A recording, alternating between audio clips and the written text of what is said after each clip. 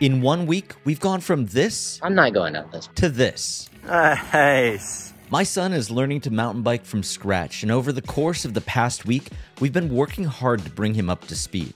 We're about halfway through a 2-week road trip at this point, and although there have been some tough moments in his progression, we're starting to get him more and more comfortable on 2 wheels. From our first day in North Carolina, the most important thing was to help him get some easy wins on the bike. Finding simple and fun rides was key, like this ride with Seth. I took extra steps to cut out the hard stuff in the beginning too, like the ride at Canoga Bike Park where I rented him an e-bike so he could breeze through the suffering on the long climbs and just cruise the downhills. Good for uphill. It surely didn't hurt to have Howler Bike Park all to ourselves, and the opportunity that opened up was an ability to session tough spots of the trail over and over to build his skills and confidence in a low-pressure environment.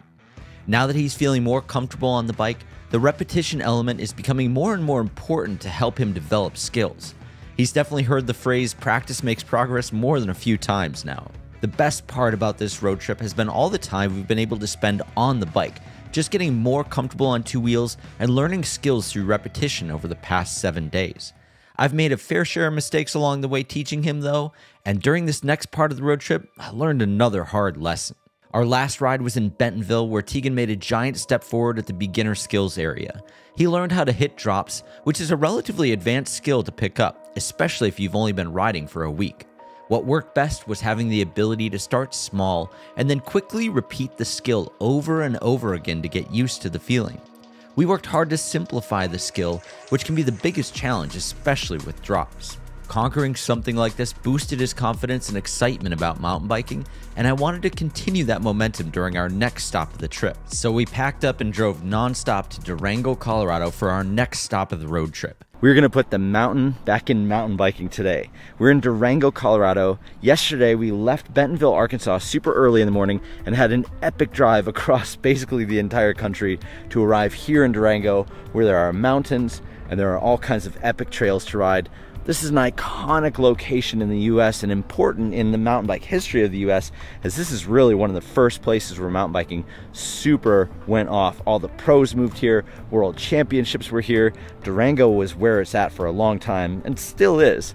So we can't have a road trip across the country without stopping in a place as iconic as Durango. And here we are at Horse Gulch. This is a pretty basic beginner area that you can ride right in downtown Durango, and this seems to be the perfect spot to get adjusted to the elevation and get ready for some real proper mountain biking. The main difference that we can expect now that we're actually in the mountains is going to be much more dramatic changes in the steepness of the trail, plus the impact that higher elevation is going to make on our climbs. We started by riding in a place called Horse Gulch, which is a relatively mellow climb and descent, but after riding at sea level for the past week, we could definitely feel the impact. When we finally did make it to the top of the trail, I wanted to hop up this staircase, and by the time I got down, I was totally out of breath.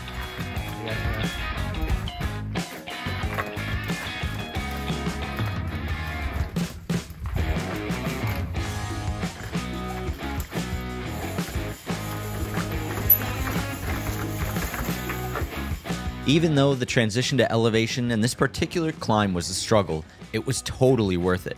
Guess how far you just climbed? 1,000. 539 feet, which is the most we've climbed on this whole adventure so far in one shot. Nice job. This trail was fun and flowy, and it connected to a super cool section that allowed Teegan to take another giant step forward. A week ago, he was stressed on short, mellow downhill sections. Now, he's dropping in on things like this steep, rocky downhill roll into the trail. Nice. Dude, you made it look easy. This felt like a big moment for both of us as he stomped it with confidence. Now, because we're trying to stay on schedule, we decided to keep it moving. As it turns out, the iconic trails of Moab, Utah are only 3 hours away from Durango. I thought we could keep our momentum going from this ride, and Moab would be the perfect next step in his progression. The mecca of mountain biking, perfectly timed with our massive upward trajectory. But as it turns out, I was completely mistaken. Rolling into Moab had me filled with excitement, especially as the rock formations started to come into view. My dream of riding Slickrock with Teegan was within reach, only a few moments away. We got settled into Moab and prepared for our first ride, a warm-up loop called Rusty Spur. This zone is highly recommended to acclimate to the area, so I figured it would be a great way to ease into the new style of terrain. It's quite a bit more technical than what we'd been riding so far, but I figured that we wouldn't have any issues. And maybe we wouldn't have if we hadn't just spent the past week on a punishing schedule of non-stop riding and non-stop driving. At this point, we'd driven over 2,000 miles, and when we weren't in the van, we were smashing uphill climbs. The exhaustion became apparent, and I realized it was time for an unscheduled break. Thankfully, Moab is home to an epic national park that we could cruise around and check out some beautiful sights. We parked the bikes and loaded up our hydration packs for the day, making our way up to the Delicate Arch and a few other iconic zones within the park. I didn't realize it, but I needed a little break too, and the day off was necessary for both of us to reset and recover from the past week. Our latest shipment from Jensen USA couldn't have been timed any better with this stop. Teegan got a Usui Outlander hydration pack. As we've been heading west, the terrain is getting drier and the temperatures are getting higher. Staying hydrated along the way and having a place to store his tools is necessary, and this pack is going to work out perfectly. If you're looking for a lightweight hydration pack, this is a great option, and there's a link in the description where you can get your own. After the previous day's experience, I decided that Teegan needed a little bit more time and I didn't want to push it. A trip to Moab wouldn't be complete without a little session at the Slickrock Trail. Now, it's a little early in the morning. I thought maybe it'd be cool to do a solo sunrise Slickrock session. So that's exactly what I'm gonna do. Teegan needed a little bit of rest. He's had a big week of learning to mountain bike, so we're gonna give him a rest and I'm gonna have a little session to myself. I'm glad that I didn't try to drag him out here because the trails were more advanced than I remembered. Tons of steep climbs and zones that required absolute focus to remain safe. It was awesome and fun for me, but I don't think we would have had the same experience if he came with me. I was glad to let him sleep, and I got a recharge of my own during this ride. That sunrise Slickrock session was everything I needed. I think I picked the right time to get out here because it's starting to get hot already and it's not even 8 o'clock in the morning. Believe it or not, that was actually my first time riding Slickrock, and the one thing that I didn't expect were all the super steep uphills. It's definitely not a chill trail. It's not the roller coaster type trail that you usually see in videos, but all the climbs make all the descents worth it, and the views were just epic the entire way.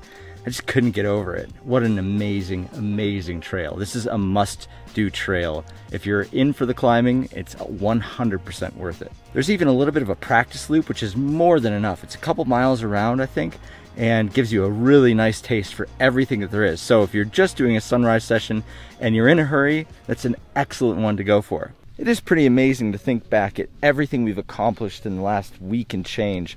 We've gone all the way across the country for the most part, and Teegan has gone from being pretty sketchy on two wheels to feeling pretty confident and starting to ride some more technical terrain.